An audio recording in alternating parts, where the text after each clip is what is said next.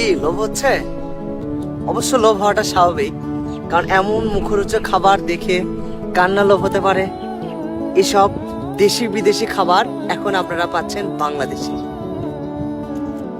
এ কোনো সাধারণ খাবার না, শত বছর ধরে গ্রামের ঐতিহ্যকে টিকে রেখেছে এসব হাতে বানানো চালি কাবাব, শিলা কাবাব, ললিপপ কাবাব, যেটা আমাদের বাঙালির বধূরা ঘরে বসে তৈরি করছে।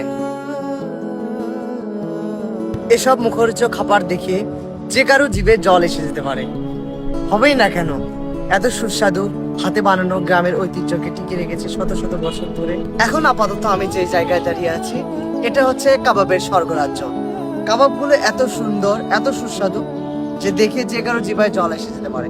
এখন আমি যেই পরিস্থিতিতে আছি, যে জায়গায় আছি, আমার আশেপাশে শুধু খাবার আর খাবার, কিন্তু আমার সাধ্য নেই একটা মুখে নিয়ে খাওয়া, কারণ এসবের প্রতি আছে বিশেষ অনুমতি। জিনিসটা দেখতে পাচ্ছেন, এটার নাম হচ্ছে চিকেন বল। এটা সচরাচর সব জায়গায় পাওয়া যায় না, শুধুমাত্র যেগুলো 7 স্টার হোটেলে আছে সেগুলোতেই পাওয়া যায়।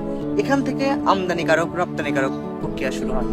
আর আমার এই পাশে যেটা দেখতে পাচ্ছেন, এটার নাম হচ্ছে চিকেন সেকসোনা।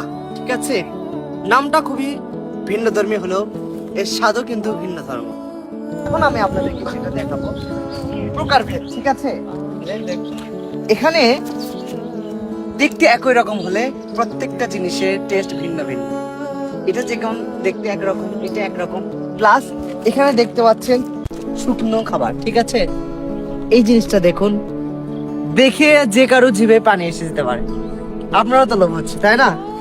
তারপরে এটা দেখুন, যেমনটা হচ্ছে তালের বিচির মতো দেখতে, একদম সফট অ্যান্ড জুসি। আপনারা যদি এসব খেতে চান, গ্রামের ঐতিহ্যকে টিকে রাখতে চান শত বছর ধরে, তাহলে আপনারা বাসায় একটা করে গরু পালবেন আর এইসব সুস্বাদু খাবারের ফ্যাক্টরি তৈরি করবেন। ধন্যবাদ।